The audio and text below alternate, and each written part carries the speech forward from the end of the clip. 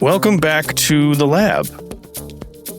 Today's episode is a big deal for me because at the day of recording this, it marks the 13th year anniversary since I was officially diagnosed cancer.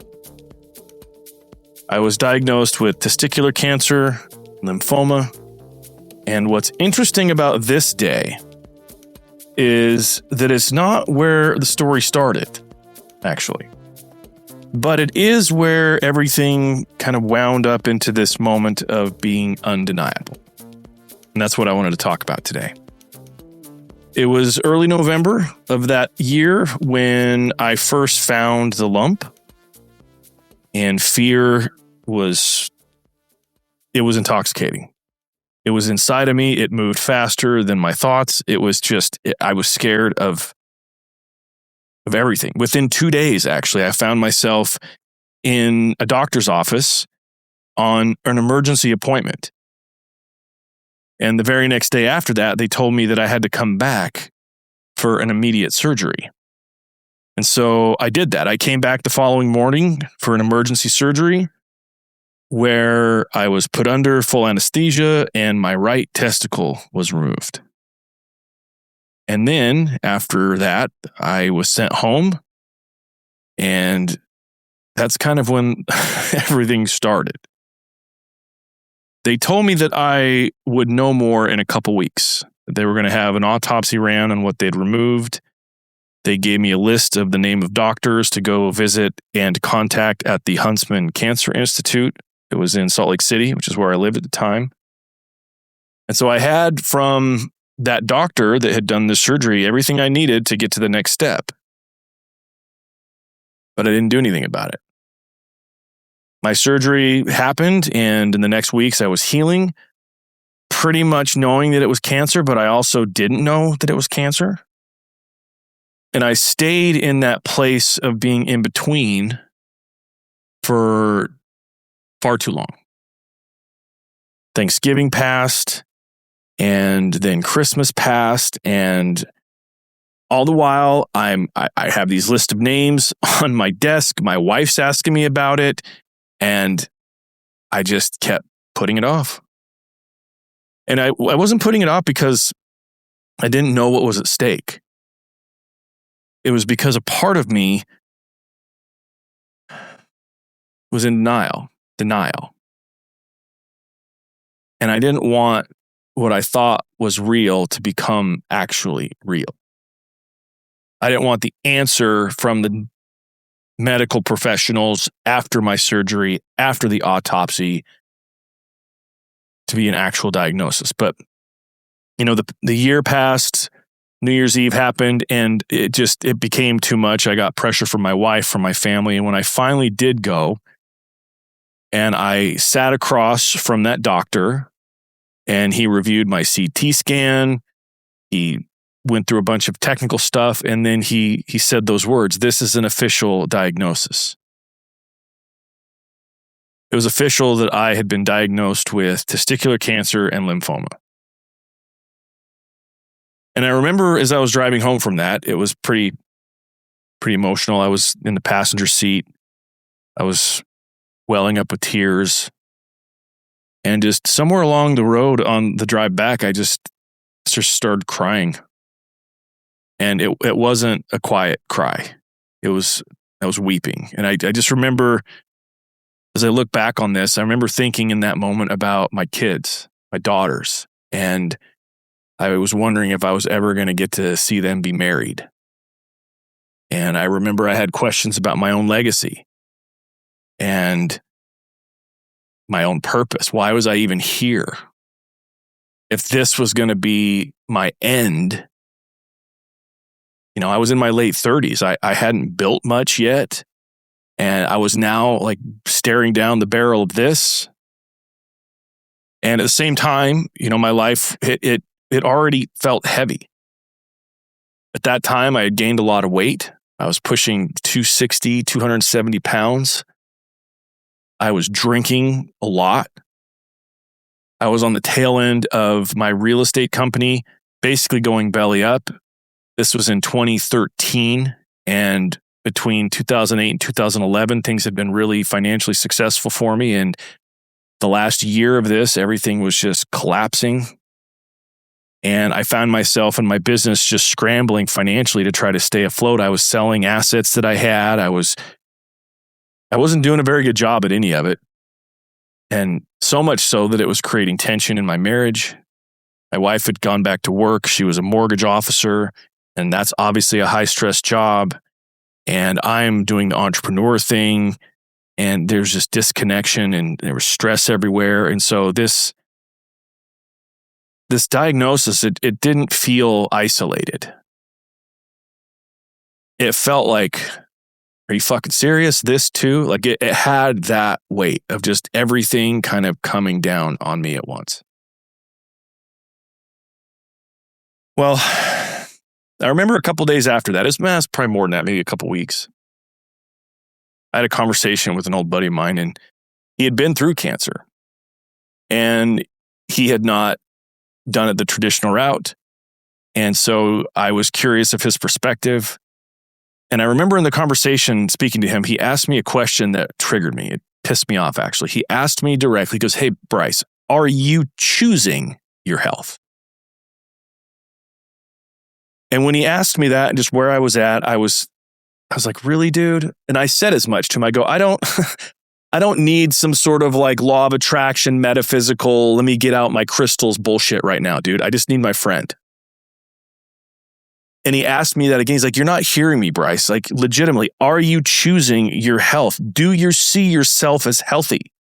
Are your choices for your health aligned with health? Or are you just trying to get to the next day? And as much as I was resistant to how he was framing this, I couldn't ignore what he was saying. And I couldn't ignore the truth that I wasn't choosing health.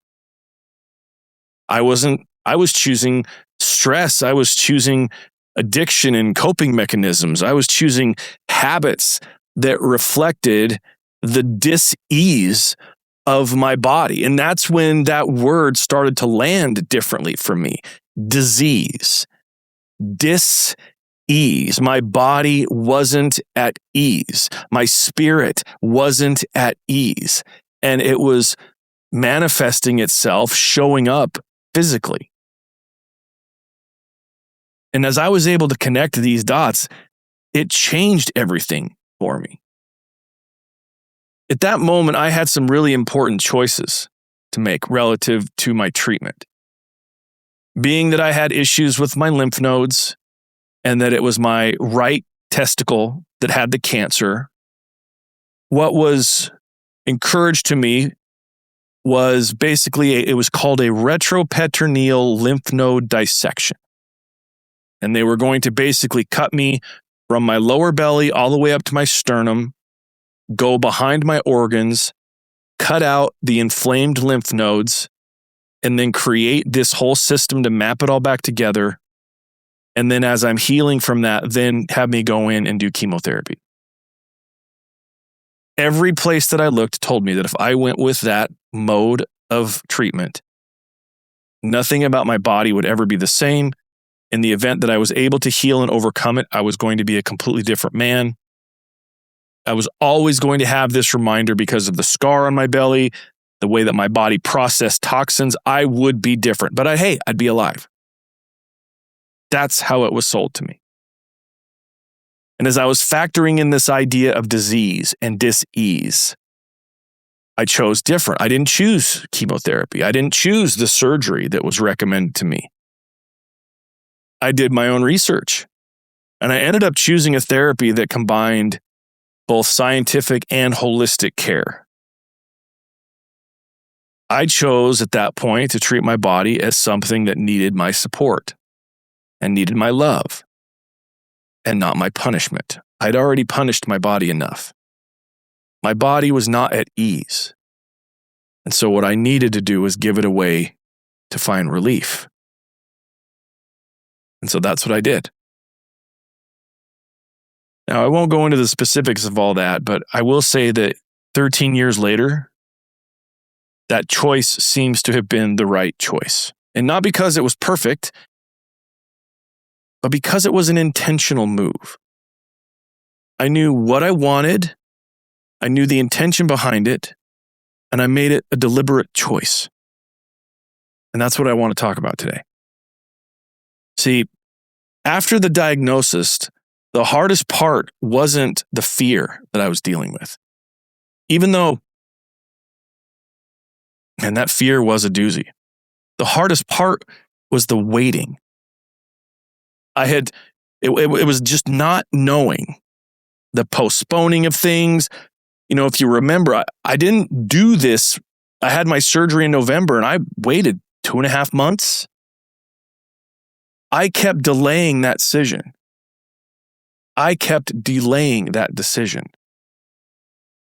And as I look back on it, that's the most dangerous way to live, regardless of it being a cancer diagnosis or anything else. The in-between will kill you far quicker than the actual fear or the cancer itself. And I remember looking at it, feeling I was being responsible in a weird, twisted way as I was in this in-between stage, as if I was, in my ignorance, buying myself time. I wasn't having to choose a treatment yet. I wasn't having to choose a change in lifestyle yet. I was just in this place of ignorance, and it felt in the weirdest way like I was being responsible for a version of me that didn't want to admit that this is what I was dealing with. But the in-between isn't responsible. You're not buying time. But it's still a choice. Staying undecided is still a choice. And it's a choice that you get to carry uncertainty every day. It's a choice that says to your nervous system, hey, we're going to stay in a low-grade threat always, okay? It's a choice that lets you spend energy on holding a question there in an open loop instead of moving forward with the thing that you need to do to fix it. And that choice of indecision, it has a massive cost.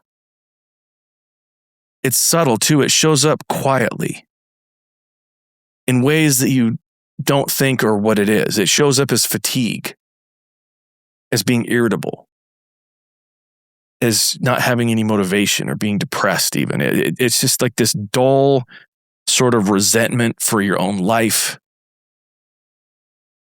All the while, as was in my case, I was thinking I was being cautious. What I was really doing was avoiding that moment where life was real. I was living a lie, and I didn't want to put that lie down and be in a place of honesty. And because it was such an important thing and a real thing for me, I remember even to this day,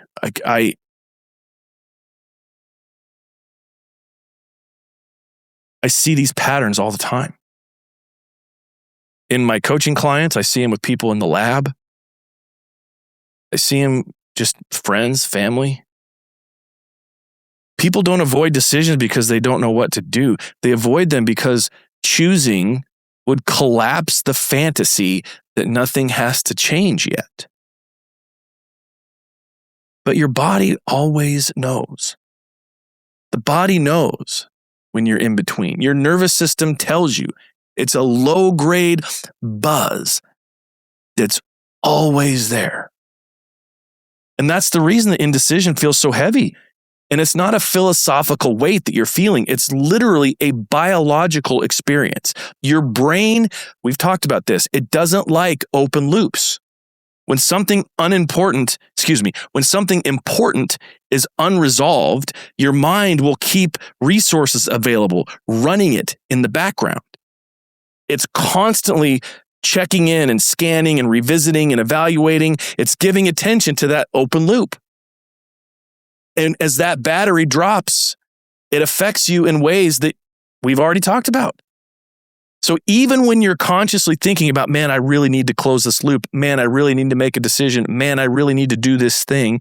Part of your system is like, cool, bro. And they still hold on to the resources to make sure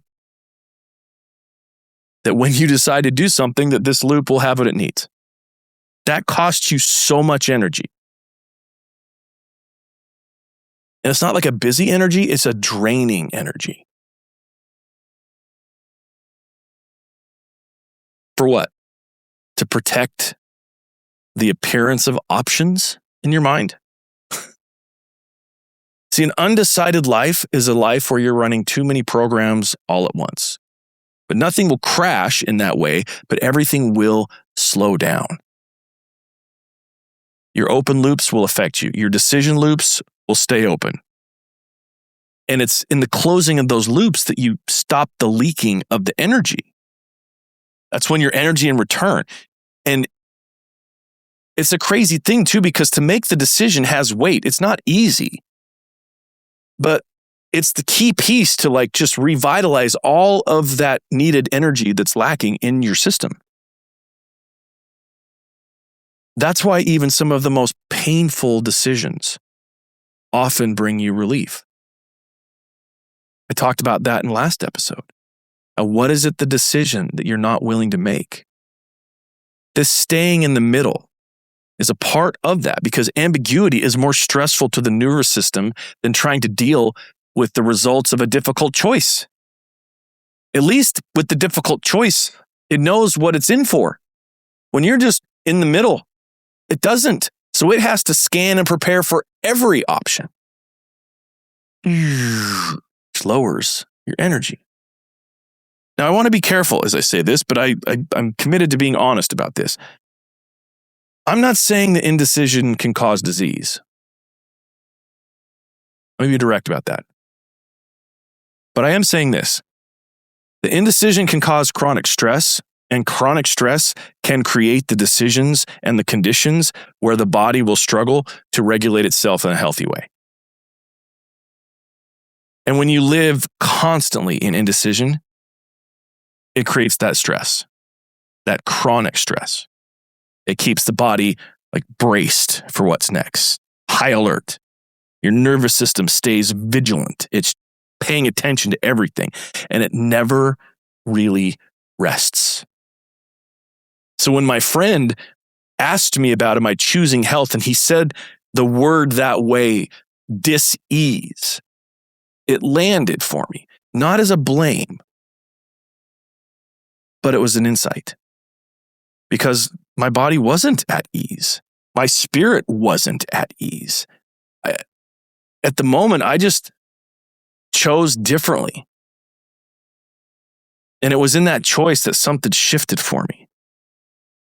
And that shift happened way before any healing or medical stuff happened. It just was an internal thing. When I decided I'm not going to go the traditional medical route with chemo and surgery, I'm going to try this other thing over here. And I started taking the steps to begin that therapy, committed to that therapy. What seemed to happen in my life is I started to feel this free flow of energy return. It was like because I had made a choice, my ability to choose started to return. And I felt that power return to me, that like I can do this. Which was a beautiful reminder too, because choice is one of the primary ways that we as humans regulate ourselves. When you make a choice, even if it's an imperfect choice, your nervous system now can sense a direction of where you're going.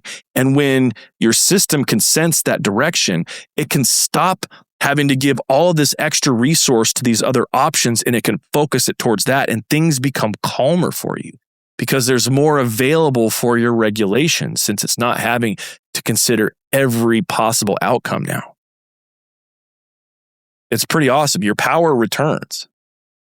And again, it's not because things are safe or you're healed or any of that stuff has changed. It's quite simply because you're no longer in this position of like, I don't know, you're not helpless anymore. Like, I don't know. You've made a choice. You're moving towards it. And that right there is where most people get it backwards. They want to feel motivated first. They want to feel, I know what I'm doing before they decide it, if that makes sense. But it doesn't work that way. Motivation never comes first. You have to decide, you have to take ownership, then you have to take action. And then when you do that, that's when the energy comes, that's when the motivation returns. But if you're not experiencing that and you haven't taken that leap into the shadow, so to speak, outside of the norm, you will feel like your decision to wait is the responsible one.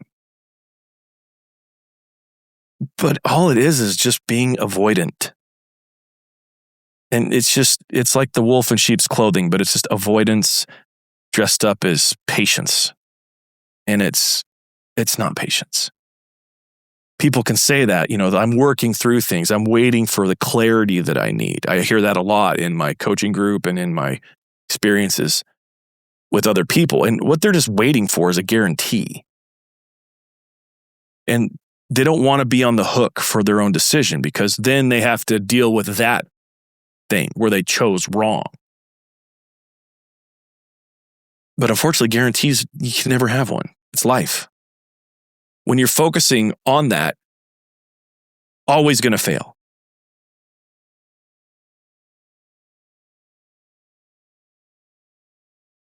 But what is guaranteed is that you will always have a choice. I've seen that again and again. I've seen it in my own life. I've seen it in the life of my clients. The moment a decision is made, even a hard one, something starts to live again inside of you. Something comes back to life, and it's in small, subtle ways. Your posture will change. Your voice will have more certainty and steadiness to it, and you'll start to feel momentum again. See, a wrong decision that you own it is more powerful than having made a perfect decision, but you delayed it. And the reason why is that ownership of your choices gives immediate feedback. And feedback creates learning. And then the learning builds confidence. And indecision, it doesn't do any of those things. You stay completely out of the opportunity for that sort of growth. And what cancer forced me to learn early on is something that most people don't want to face. And that is that urgency and importance, they are not the same thing. Most urgency, if we're honest about it, is a manufactured feeling. We create urgency around emails, around what's going on politically. I look at my phone, I got to handle it. There's noise. Importance, it's quieter. Cancer, for me, in that experience, it made that distinction instantly. Because what matters becomes obvious.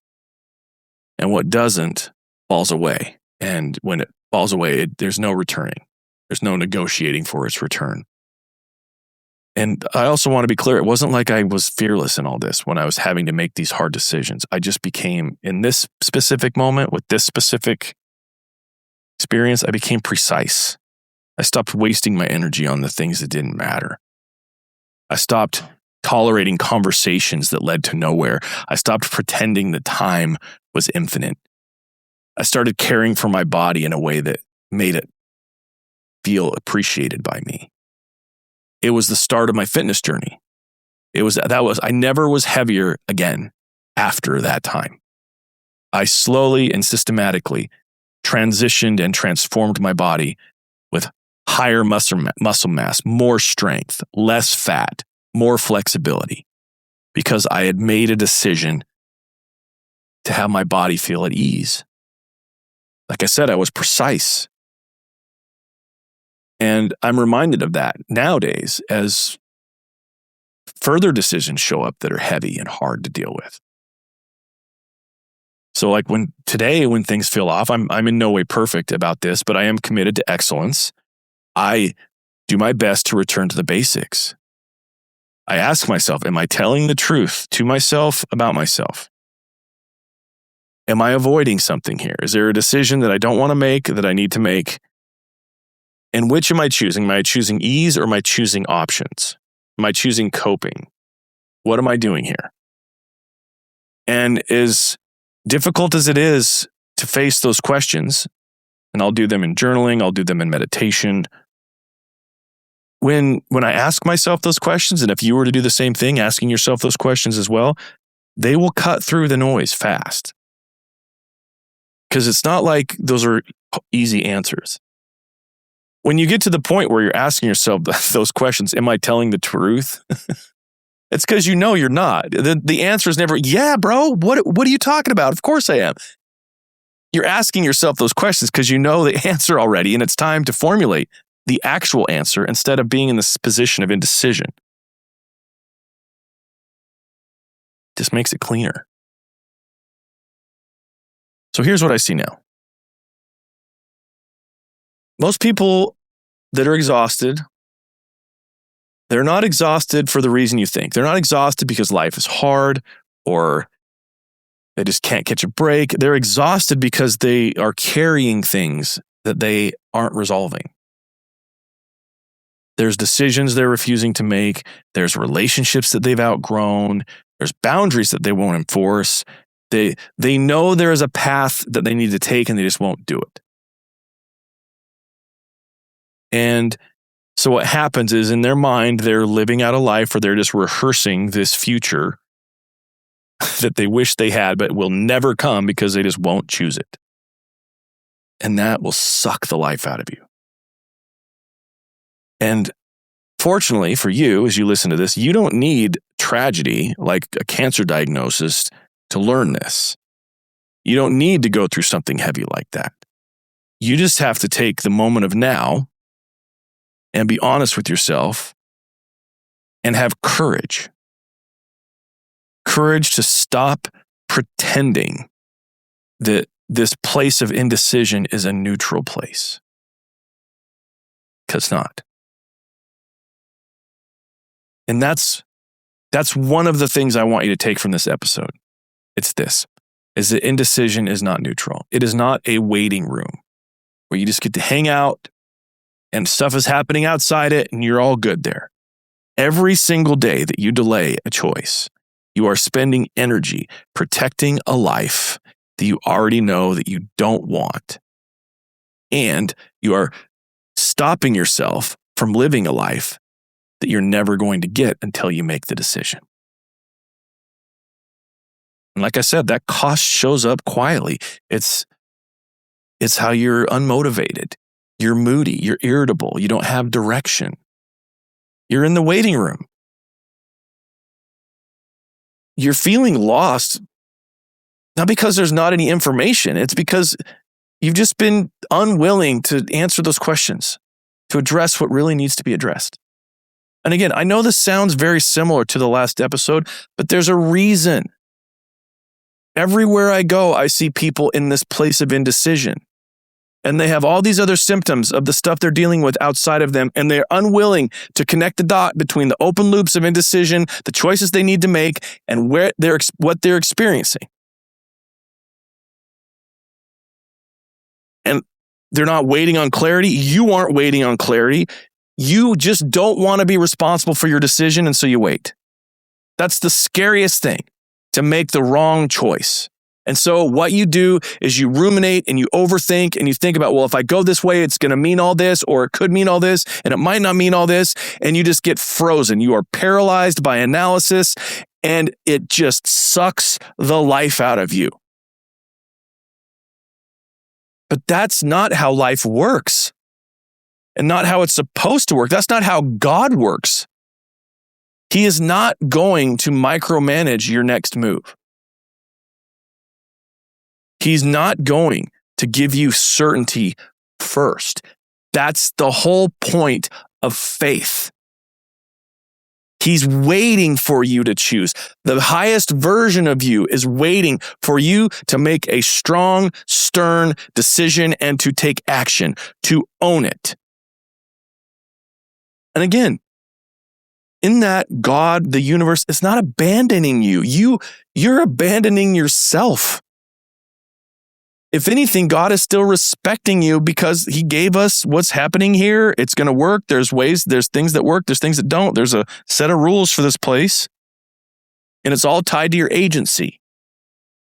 Agency is how your power returns. Making a decision, to be clear, it doesn't guarantee you're going to get the outcome you want.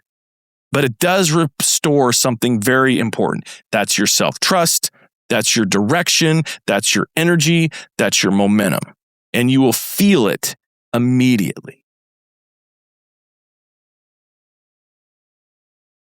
Now, as I wrap this episode up, I want to make sure that some things are very, very clear. Like I said, I know this sounds a lot like last week's episode, but there's a reason. I felt inspired as I was realizing what today meant in my own personal history, in my own growth as a man, as an entrepreneur, as somebody of value. And I wanted to share a piece of that experience with you on this podcast of what I went through.